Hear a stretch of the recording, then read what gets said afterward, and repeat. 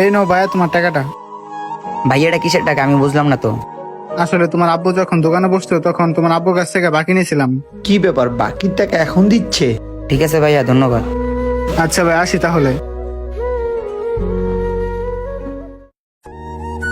ভাইয়া এই নাও তোমাদের পাওনা টাকাটা। ভাইয়া এটা কিসের টাকা?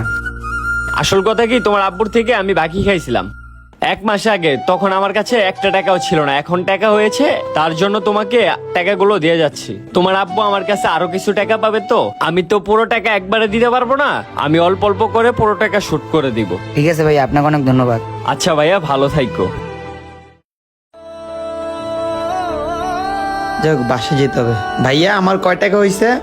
ভাইয়া আপনার 10 টাকা হয়েছে। আচ্ছা ঠিক আছে ভাইয়া, এই নাও 10 টাকা। ঠিক আছে ভাইয়া। ভাইয়া তোমাদের এলাকার লোকজন তো অনেক ভদ্র, অনেক ইমানদার। মানে বুঝলাম না ভাইয়া। এই যে আমি